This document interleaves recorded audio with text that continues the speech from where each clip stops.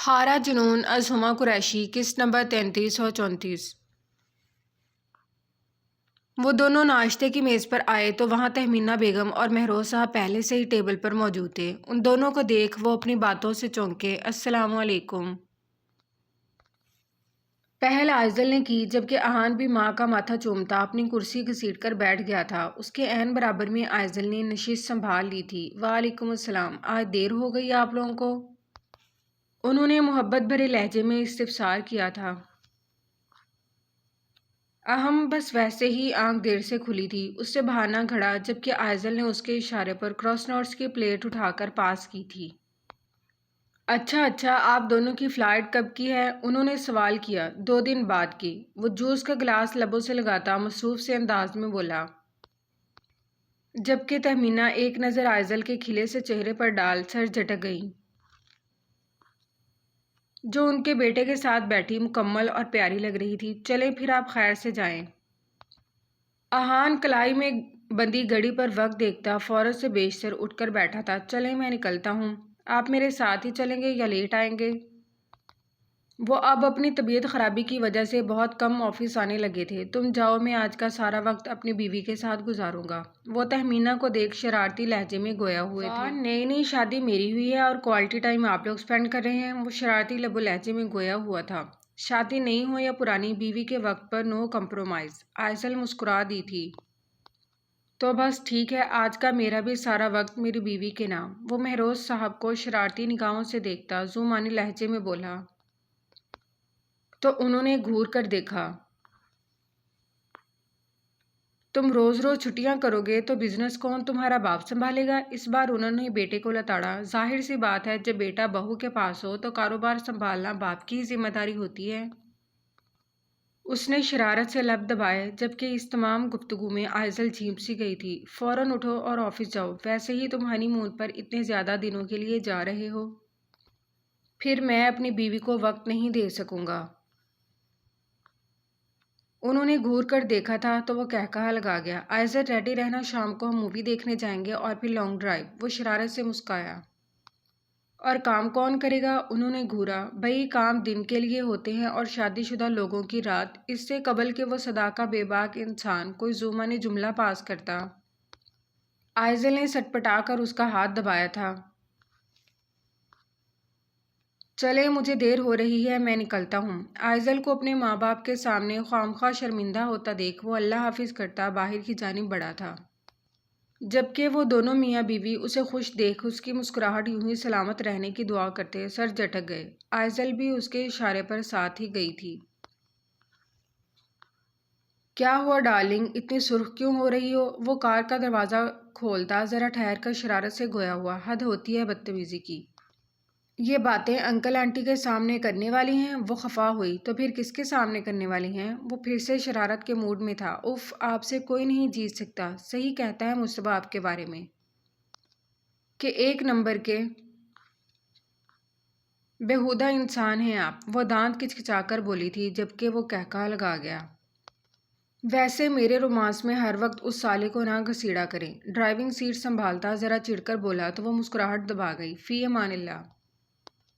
وہ ہولے سے مسکرایا اور فلائنگ کس دیتا گاڑی بھگا لے گیا، جبکہ وہ مسکراتی ہوئی واپس روم میں آئی تھی۔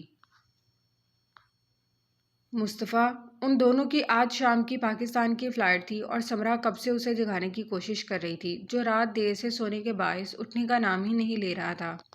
جی جانے مصطفیٰ، وہ خمار آلود لہجے میں ذرا سی آنکھیں کھول کر بولا، جبکہ سمرا کا نکھرا سا روپ دیکھ اس کا موڈ مزید خوشگوار ہو گیا تھا۔ شاید ہماری آج شام کی فلائٹ ہے پاکستان کی، اس نے خفگی سے جتایا۔ جانتا ہوں، کوئی نئی بات کریں۔ وہ اس کا ہاتھ پکڑ کر اپنی جانب کھینچ گیا۔ نئی بات یہ ہے کہ پلیز جلدی سے اٹھ جائیں، مجھے بہت شدت کی بھوک لگی ہے۔ اس بار اس نے معصوم سا منہ بنایا تھا۔ اوہ، مجھے لگا آپ کوئی رومانٹک بات کرنا چاہ رہی تھی۔ سمرا نے کینہ توز نگاہوں سے دیکھا تھا۔ ویسے حد ہوتی ہے بے شرمی کی بھی۔ میں تو آپ کا یہ روپ دیکھ کر بے ہوش ہونے والی ہو گئی ہوں مصطفیٰ۔ سچ بتائیں، آپ آسٹریلیا میں کسی الٹی سیدھی ایکٹیویٹی میں تو نہیں پڑ گئے تھے؟ مطلب ایسے تو آپ کبھی نہیں تھے۔ اس نے ہمیشہ کی طرح اپنی بڑی بڑی آنکھیں مزید پھیلا کر حیرانگی کا اظہار کیا تھا، جبکہ وہ قہقہہ لگا گیا۔ آپ شاید بھول رہی ہیں کہ میں پہلے بھی کافی رومانٹک تھا، بس اس وقت آپ میری بیوی نہیں تھی تو ذرا سٹائل ڈیفرنٹ تھا، ورنہ آپ خود ہی انتہا کی بورنگ لڑکی ہیں۔ اسے اپنے حصار میں لیتے اس کے بال سنوارتا وہ ذرا جتاتے لہجے میں بولا، آپ پہلے صرف رومانٹک ہوں گے مگر اب آپ رومانٹک پرو میکس ہو گئے ہیں۔ اس نے گھور کر کہتے اس کا ہاتھ پکڑا تھا جو ایک بار پھر پٹڑی سے اترا تھا۔ اوف، کسی نے دیکھی ہے ایسی آدم بیزار لڑکی؟ نہیں، مطلب شوہر کی محبت سے اکتائی ہوئی لڑکی۔ وہ ذرا شاعرانہ انداز میں بولا تو وہ پورے دل سے مسکرائی تھی۔ نہیں، شوہر کی محبت سے بالکل بھی نہیں اکتائی، مگر یہ جو ہر وقت کا آپ کا رومانس ہے نا، یہ مجھے چڑ دلا دیتا ہے۔ خیر، جلدی اٹھیں، مجھے بھوک لگ رہی ہے، آج ناشتہ باہر کریں گے۔ وہ اس کا کمفرٹر پھینکتی زبردستی اٹھا کر بٹھا گئی۔ جو بالوں میں ہاتھ پھیرتا اس کا گال نرمی سے چھوتا اٹھ بیٹھا تھا، ساتھ ہی شرٹ کھینچ کر درست کرتے قدم واش روم کی جانب بڑھائے تھے۔ اف مصطفیٰ، کیا ہو گیا ہے آپ کو؟ وہ دونوں اس وقت پلین میں تھے جب مصطفیٰ نے دھیرے سے جھک کر اس کے کان میں معنی خیز سرگوشی کی تھی۔ کیا ہوا؟ اس نے ذرا اپنی بیوی کو گھورا جو کچھ زیادہ ہی اوور ری ایکٹ کر رہی تھی۔ بھئی، ہم پلین میں ہیں۔ وہ اس وقت فرسٹ کلاس میں تھے مگر اس کے باوجود اس نے احساس کرانا ضروری سمجھا تھا۔ تو یار چل کرے، میں کون سا یہاں رومانس جھاڑ رہا ہوں؟ آپ سے ایک سمپل سا سوال کر رہا ہوں مگر آپ کی تو شرم ختم ہونے کا نام ہی نہیں لے رہی۔ وہ اس بار سچ میں چڑ گیا تھا۔ کیا ہو گیا ہے آپ کو؟ مجھے یہ سب یوں پبلک میں پسند نہیں ہے۔ اس بار وہ نروٹھے پن سے بولی تو مصطفیٰ سیدھا ہوا اور گھور کر اس کی جانب دیکھا تھا۔ ذرا بتائیے گا میں نے کب آپ کو پبلک میں شرمندہ کیا ہے؟ وہ سختی سے باز پرس پر اترا تھا کیونکہ یہ حقیقت تھی کہ وہ خود اچھا خاصا ریزرو نیچر کا بندہ تھا، اور جن حالات میں ان کی شادی ہوئی تھی وہ یہ وقت سمرا کے ساتھ اسپیشل بنانا چاہتا تھا۔ یہی وجہ تھی کہ وہ اپنے مزاج سے ہٹ کر رویہ اختیار کر گیا تھا۔ مگر اسے بھی شاید کوئی ایکسٹرا ریزرو نیچر بیوی مل گئی تھی۔ پبلک میں نہیں کیا مگر میں یہاں بھی کمفرٹیبل نہیں ہوں۔ اس نے پبلک پلیس کا احساس کرایا تھا۔ مطلب اب بندہ زبانی کلام میں بھی رومانس نہیں کر سکتا؟ اس نے منہ بنایا تو اس بار سمرا مسکراہٹ چھپاتی اس کے خفا تاثرات دیکھ چہرے سے نزدیک ہوئی تھی۔ اب کیا ہے؟ اس کی گرم جھلستی سانسوں کی حدت اپنے گال پر محسوس کر وہ کھردرے سے لہجے میں چڑھ کر سوالیہ بولا۔ کچھ نہیں، بس اب میرا رومانس کرنے کا دل کر رہا ہے۔ وہ شرارتی لہجے میں بولتی اس کے رخساروں پر ہونٹ رکھ گئی۔ مصطفیٰ کو خوشگوار حیرت بھی اپنی لپیٹ میں لیا تھا جبکہ وہ شرما کر تیزی سے اپنا چہرہ اس کی گردن میں چھپا گئی۔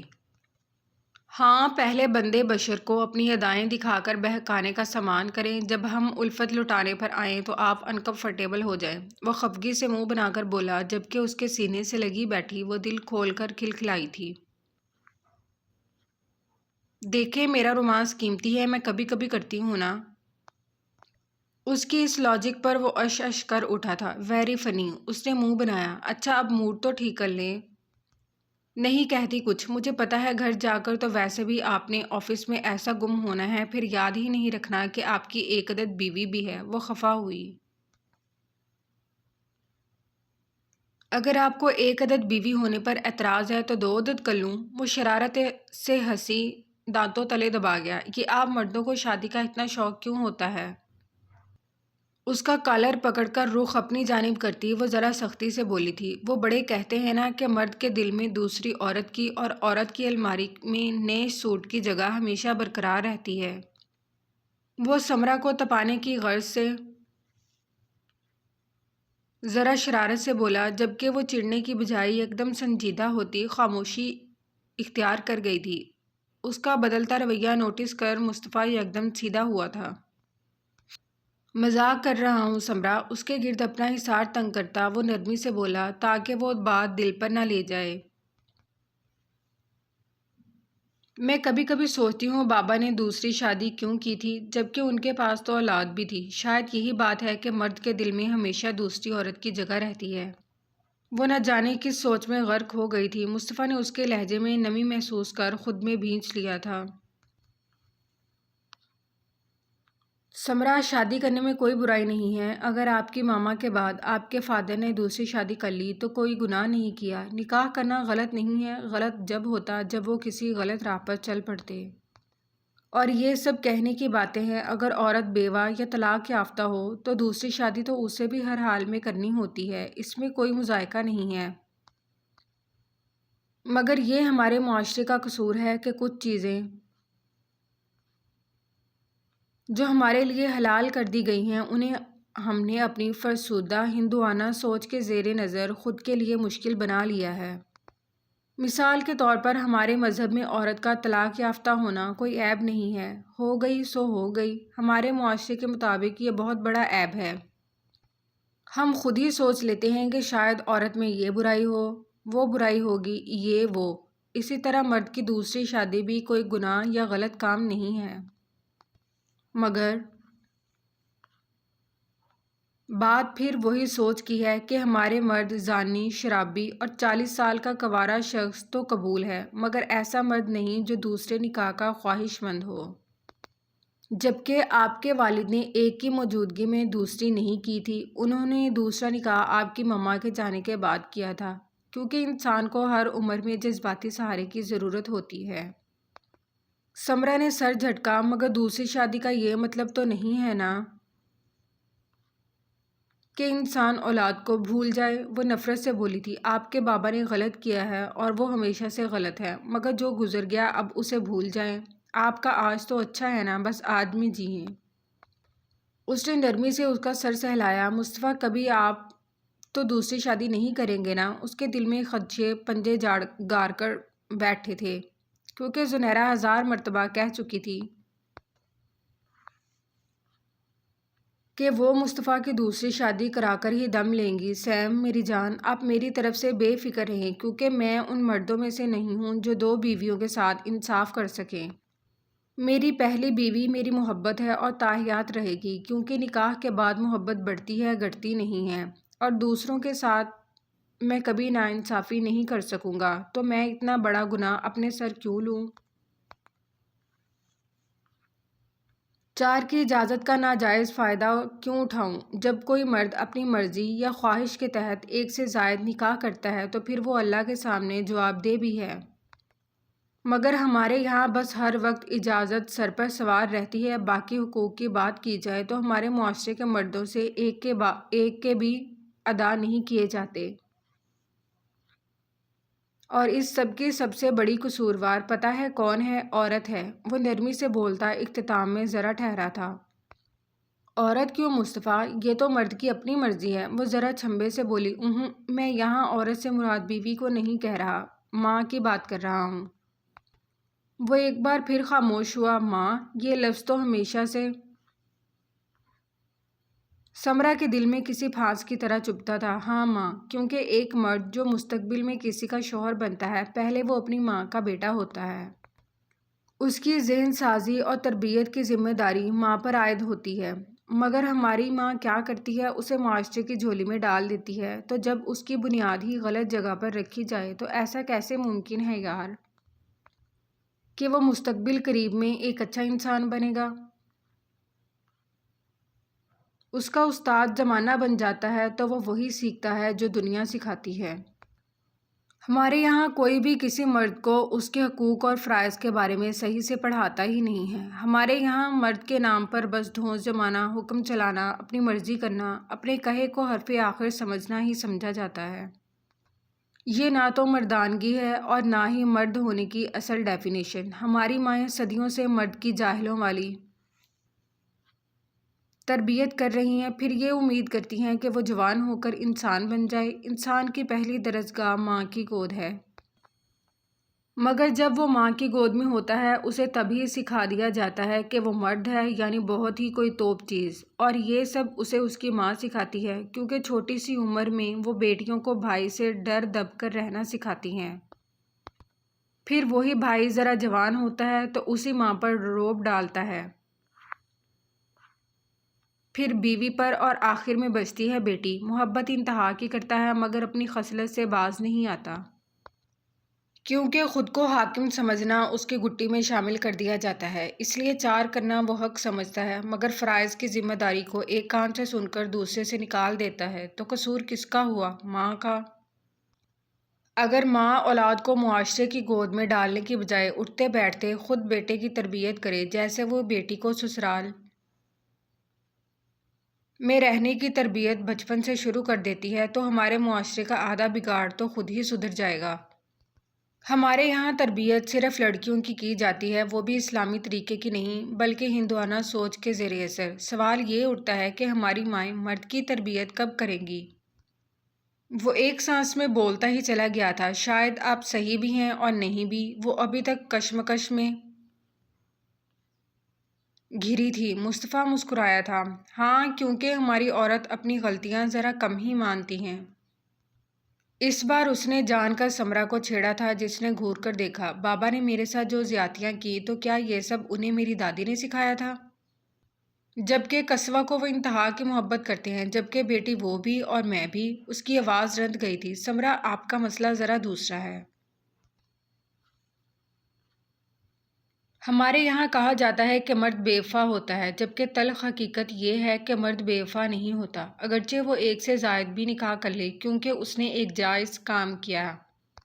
ہاں، وہ بے وفا اس صورت میں ہوتا جب وہ نکاح ایک سے کرے اور افیئر چار سے چلائے۔ وہ مرد بے وفا، زانی اور بے غیرت سب ہوتا ہے۔ مگر عورت کا معاملہ بڑا نازک ہے، کیونکہ اللہ نے عورت کو وفا کا پتلا بنایا ہے۔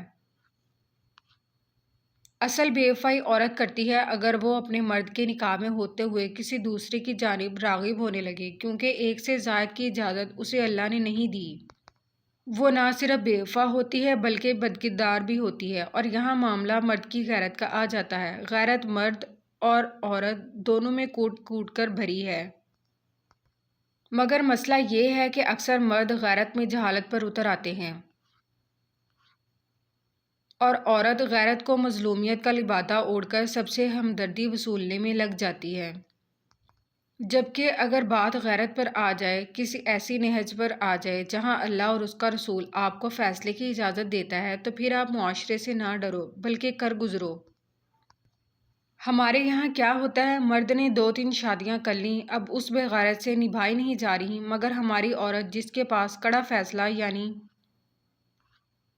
خلا کا آپشن موجود ہے، وہ مظلومیت کی تصویر بنی سب سے ہمدردی تو وصول رہی، مگر اپنا حق نہیں استعمال کر رہی، صرف اس لیے کہ معاشرہ کیا کہے گا۔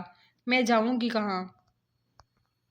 مجھے گالیوں والی ہی صحیح، مگر روٹی کون کھلائے گا، کیونکہ اس نے خود کو اس سانچے میں ڈھالا ہی نہیں جس میں ڈھلنے کا حکم دیا گیا۔ ہمارے یہاں ہر چیز انگریز کے پیر کے نیچے سے لی جا رہی ہے، تو پھر جو کچھ ہو رہا ہے ایسا ہی ہوگا۔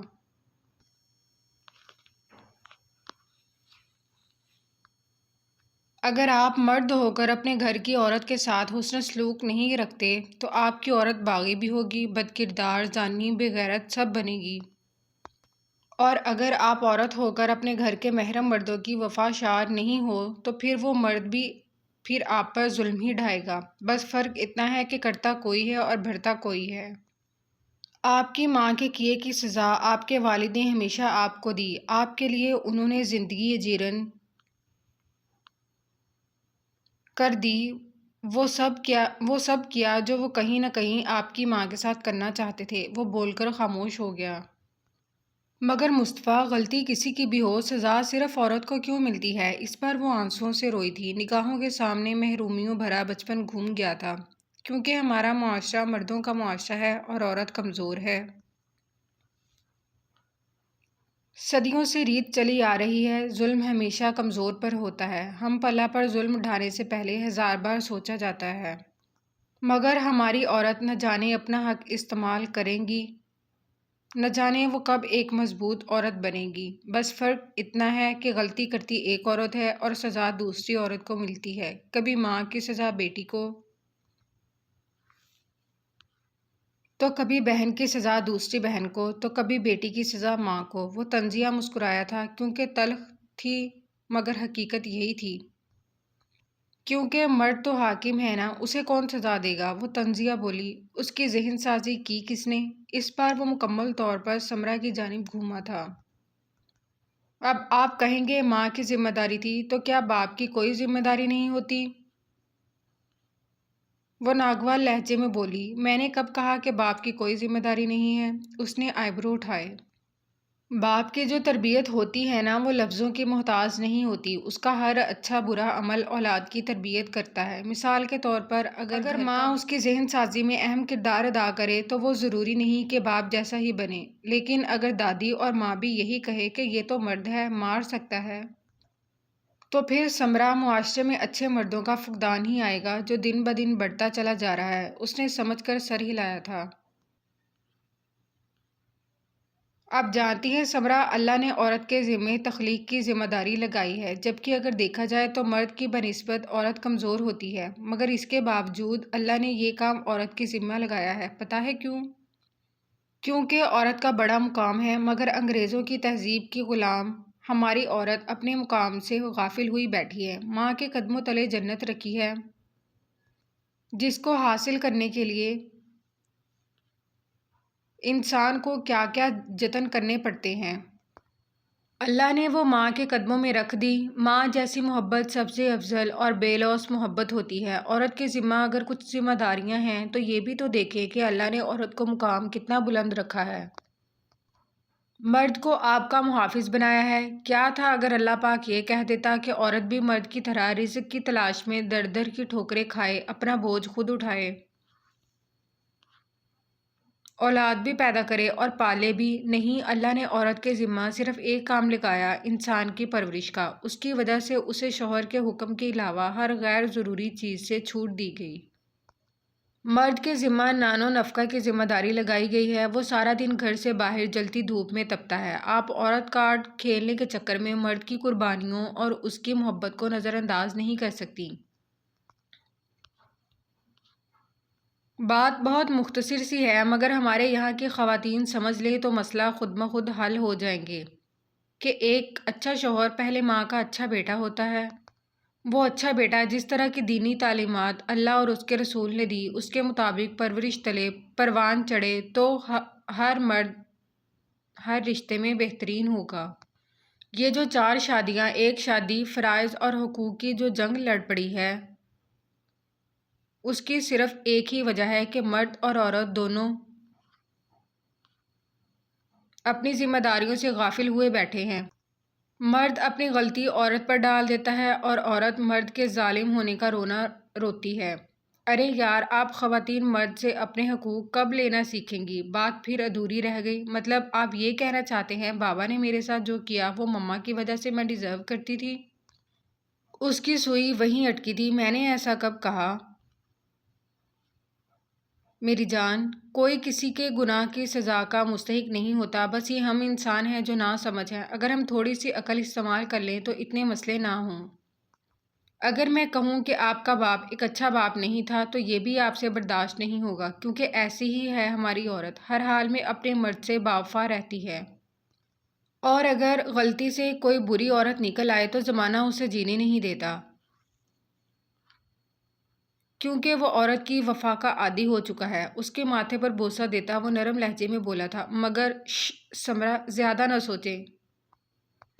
جانتا ہوں جو کچھ بچپن سے آپ نے برداشت کیا اس کا ازالہ ممکن نہیں، مگر ہم کوشش کریں گے کہ ہماری اولاد ایسی نہ ہو۔ ہم دونوں مل کر ان کی بہت اچھی تربیت کریں گے۔ اس کے چہرے کو نرمی اور محبت سے چھوتا وہ پیار سے بولا تھا۔ وہ شرمانے کی بجائے ہولے سے مسکرائی تھی۔ ہم اپنی اولاد کی تربیت آنٹی سے کروائیں گے مصطفیٰ، وہ اچانک پرجوش سے بولی۔ وہ جو اس کی شرمائی سی صورت دیکھنے کا منتظر تھا اس کی بات پر چونکا۔ مطلب؟ وہ ناسمجھی سے بولا۔ مطلب آپ صحیح کہہ رہے ہیں مصطفیٰ، ایک ماں ہی بہترین اولاد کو پروان چڑھاتی ہے۔ آج آپ میرے ساتھ ہیں۔ آپ نے ہر موڑ پر آنٹی کی مخالفت لینے کے باوجود مجھے کبھی میرا حق دینے سے منہ نہیں موڑا۔ آج میرے نصیب میں اگر ایک بہترین شوہر آیا تو اس کی وجہ آنٹی کی تربیت ہے، اور مجھے آنٹی کی تربیت پر فخر ہے۔ میں چاہتی ہوں ہماری اولاد انہی کے سائے تلے پرورش پائے۔ مصطفیٰ کو یکدم اس پر پیار آیا تھا۔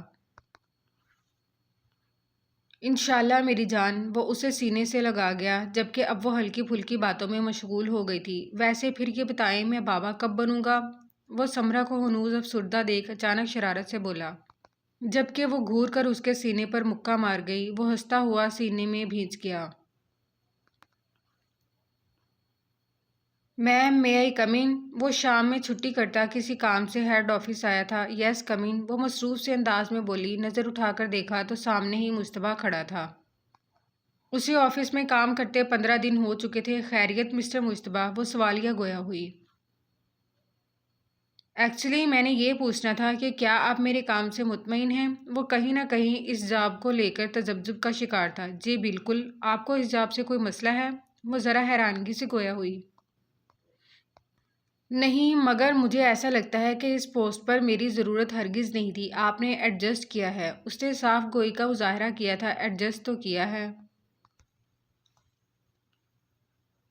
مگر آپ کے لیے جگہ تو بن گئی نا۔ اب آپ بے فکر ہو کر یہ جاب کریں، دیٹس اٹ۔ اس نے لاپرواہی کا مظاہرہ کیا تھا۔ اوکے، وہ سر ہلا گیا۔ اور کچھ کہنا ہے آپ نے؟ نہیں، وہ پلٹنے لگا۔ ویٹ، وہ ٹھہرا۔ ریسیپشن سے جا کر آپ اپنی ایڈوانس سیلری ریسیو کر لیں۔ وہ ذرا حیران ہوا۔ Advance salary? مگر کیوں؟ میں نے تو نہیں مانگی۔ بالکل آپ نے نہیں مانگی، بٹ کافی دنوں سے میں نوٹس کر رہی ہوں کہ آپ آفس کے حساب سے ڈریسنگ نہیں کرتے۔ آئی نو کہ آپ فائنینشلی اسٹیبل نہیں ہیں، سو یہ ایڈوانس سیلری اسی لیے ہے کہ آپ پلیز خود کو آفس کے حساب سے تھوڑا سا گروم کر لیں۔ اب تک مینجمنٹ نے آپ کو صرف میری وجہ سے فری ہینڈ دیا ہوا تھا، بٹ مصطفیٰ صاحب واپس آ گئے ہیں، سو وہ ضرور آبجیکشن کریں گے۔ اس نے نرم لفظوں میں باور کرایا تو وہ یکدم سنجیدہ ہوا۔ I'm sorry, actually yes you are right, میں آئندہ خیال رکھوں گا۔ وہ ذرا شرمندہ سا بے ربط جملہ ادا کرتا سمجھنے والے انداز میں بولا، اٹس اوکے مسٹر مصطفیٰ، کوئی بھی ایشو ہو آپ مجھ سے ڈائریکٹ ڈسکس کر لیا کیجیے۔ وہ خوش دلی سے بولی۔ ہیلو، وہ مصطفیٰ کو بگتا کر بیٹھی تو دوسری طرف سے اس کی ماں کی کال ریسیو ہو گئی تھی۔ جی فرمائیے، وہ بیزاری سے بولی۔ میں پاکستان آ رہی ہوں، وہ اچانک سے بولیں تو عریشہ ذرا حیران ہوئی۔ مگر کیوں؟ اس کی پیشانی پر بلوں کا اضافہ ہوا۔ کیوں سے کیا مراد؟ بس آ رہی ہوں، وہ ذرا چڑھ کر بولی۔ اور آپ کا بوائے فرینڈ؟ اس نے ناگوار لہجے میں استفسار کیا۔ مر گیا منحوس، وہ چڑھ گئی تھی۔ بہت اچھے، وہ ناگوار لہجے میں گویا ہوئی۔ تو پھر اب میں کیا کروں؟ میں خود اپنے دوست کے گھر پر اسٹے کر رہی ہوں، آپ کو کہاں رکھوں گی؟ عریشہ کا غصہ 7ویں آسمان کو چھو رہا تھا۔ کرنا کیا ہے بھئی، میں بھی تمہارے دوست کے گھر ہی رہ لوں گی، ویسے بھی تم اب اس کے بزنس میں پارٹنر ہو، وہ معنی خیزی سے بولی۔ لیکن اس گھر میں مہمان کی حیثیت سے رہ رہی ہوں۔ اس نے جتانا ضروری سمجھا تو میں کب مالکن بننے کا تقاضا کر رہی ہوں؟ وہ چڑ گئیں۔ آپ اپنا انتظام کہیں اور کر لیں، وہ ناگواری سے کہتی رابطہ منقطع کر گئی۔ میری 2 دن بعد کی فلائٹ ہے، تم انفارم کر دینا، اور فکر نہ کرو زیادہ دن نہیں ٹھہروں گی، کچھ دن بعد اپنا کوئی اور ٹھکانہ ڈھونڈ لوں گی، وہ نزاکت سے کہتی رابطہ منقطع کر گئی۔ وہ دونوں اس وقت ایئرپورٹ سے واپسی کے راستے کی جانب گامزن تھے۔ انہیں ایئرپورٹ سے پک کرنے ڈرائیور آیا تھا۔ مصطفیٰ اور وہ دونوں ہی پیچھے سیٹس پر ریلیکس انداز میں بیٹھے تھے۔ عارف، گھر میں سب ٹھیک رہا؟ وہ ڈرائیور سے باز پرس کر رہا تھا۔ جی سر، سب ٹھیک تھا، وہ سر ہلا گیا، جبکہ سمرہ اس کے کندھے پر سر رکھتی شاید نیند میں اتر گئی تھی۔ اس نے دھیرے سے اسے جگایا تھا۔ سمرہ سیدھی ہو کر بیٹھیں پلیز، ہمارے ساتھ ڈرائیور بھی ہے، اس طرح اچھا نہیں لگتا۔ سمرہ نیند سے بوجھل ہوتی آنکھیں کھولتی فوری سیدھی ہو کر بیٹھی تھی۔ وہ ڈرائیور سے مزید باتیں کر رہا تھا، جبھی یو ٹرن سے پہلے گاڑی کی سپیڈ ذرا سلو ہوئی تھی اور 2 موٹر سائیکل سوار اسلحہ سے لیس قریب آئے تھے اور انہوں نے سمرہ اور مصطفیٰ پر اندھا دھند فائر کھول دیے تھے۔ دونوں کی ہی چیخیں بے ساختہ تھی۔ آخری 2 گولیاں ڈرائیور پر چلاتے وہ تیزی سے فرار ہو گئے تھے، جبکہ گاڑی ڈس بیلنس ہوتی فٹ پاتھ میں جا گھسی تھی۔ لہولہان مصطفیٰ نے بد ہوتی آنکھوں سے سمرہ کو اپنے ہاتھوں میں بے جان ہوتا محسوس کیا تھا۔ ہیلو، دوسری جانب سے رابطہ بحال ہوتے ہی عریشہ کے اوسان خطا ہو گئے تھے۔ واٹ، یہ کیا کہہ رہے ہیں آپ؟ وہ کچھ لمحے قبل ہی آفس سے آئی تھی، کچھ دیر میں مصطفیٰ نے واپس آنا تھا۔ مگر یہ خبر اس کے پاؤں تلے زمین کھینچ گئی تھی۔ کس ہسپتال میں؟ آپ مجھے بتائیں پلیز۔ میں آ رہی ہوں۔ وہ ایک ان نون نمبر کی کال تھی۔ عریشہ کا پورا جسم لرز اٹھا تھا، ہاتھ کپ کپانے لگے تھے۔ مصطفیٰ اور سمرہ پر جان لیوا حملہ ہوا تھا اور وہ دونوں اس وقت تفتیشناک حالت میں ہسپتال میں تھے۔ اس میں اتنی ہمت نہیں تھی کہ وہ اپنے بیٹے کے انتظار میں بیٹھی ماں کو یہ خبر سنا سکتی کہ وہ شدت سے جس بیٹے کی منتظر تھیں وہ اس وقت ہسپتال میں زندگی اور موت کی جنگ لڑ رہا ہے۔ وہ اندھا دھند بھاگتی ہوئی ڈرائیور کی ہمراہی میں ہسپتال کے لیے نکلی تھی۔ آئزل یار کیا ہو گیا ہے؟ میں بچہ تھوڑی ہوں جو تم اتنی پریشان ہو رہی ہو۔ میں اپنا خیال رکھ سکتا ہوں چندا۔ وہ آئزل کو خواہ مخواہ پریشان ہوتا دیکھ اس بار ذرا چڑھ کر بولا تھا، جبکہ احان ان دونوں بھائی بہن کی محبتوں میں بالکل غافل ہوا بیٹھا تھا۔ خیال ہی تو نہیں رکھتے ہو اپنا؟ یہ حلیہ دیکھو کیا بنایا ہوا ہے۔ ایسا لگ رہا ہے 2 دن سے کپڑے بدلنے کی زحمت ہی نہیں کی ہے، اس نے خفگی سے کہا۔ ان کی پرسوں صبح کی فلائٹ تھی اور وہ اس وقت مصطبیٰ سے ملنے کے لیے اپنے گھر آئی تھی۔ احان لے کر جا اس کو یہاں سے، ورنہ یہ میری ماں نئی نئی باتوں کی ٹینشن لیتی رہے گی۔ اس بار اس نے سنجیدہ سے بیٹھے احان کو مخاطب کیا جس کا مزاج آج ذرا سنجیدہ سا تھا۔ بہن ہے تمہاری، پریشان ہوتی ہے تمہاری وجہ سے، مگر تمہیں اس کی کوئی فکر ہی نہیں ہے۔ احان کے سنجیدہ لب و لہجے پر وہ دونوں ہی چونک گئے تھے۔ کیا ہوا بھائی، خیریت تو ہے؟ آج تو بھی بھاشن دے گا؟ یہ ذمہ داری تیری بیوی نے لے رکھی ہے، بس کافی ہے باس۔ وہ ماحول میں چھایا تناؤ ختم کرنے کی غرض سے بولا تھا۔ جو بھی ہے، مگر پھر بھی اپنے بارے میں بھی سوچ کچھ اب۔ ویسے بھی ہم 2 دن بعد ہنی مون پر جا رہے ہیں۔ مہینے سے پہلے تو ہرگز بھی واپس نہیں آنے والے۔ اس عرصے میں تم بھی اپنے لیے کوئی لڑکی ڈھونڈ لو۔ ویسے وہ تمہاری باس کیسی رہے گی؟ وہ سر جھٹکتا سر پر سوار ٹینشن کو کم کرنے کی غرض سے آخر میں ذرا شرارت سے بولا تھا۔ آئزل نے ناسمجھی سے مجتبیٰ کو دیکھا جو دانت پیس کر احان کی جانب دیکھ رہا تھا۔ وہ اسے عریشہ سے ٹکراؤ اور پھر اس کی کمپنی میں جاب کی بابت بتا کر پچھتا رہا تھا۔ شٹ اپ، باس ہے وہ میری، ہر وقت بکواس نہ کیا کر، وہ جھاڑ پلانے والے لہجے میں بولا تو وہ قہقہہ لگا گیا۔ یہ کیا چکر ہے جو آپ دونوں اتنی معنی خیز گفتگو اور قہقہے لگا رہے ہیں؟ ذرا مجھے بھی بتائیے۔ وہ سوالیہ لہجے میں بولی تھی۔ ہاں ہاں ہاں، تم کیوں اتنی ایکسائٹڈ ہو رہی ہو بیوی؟ تمہارے کنگلی بھائی سے وہ بلینئر لڑکی ہرگز بھی شادی نہیں کرنے والی۔ مجتبیٰ نے افسوس سے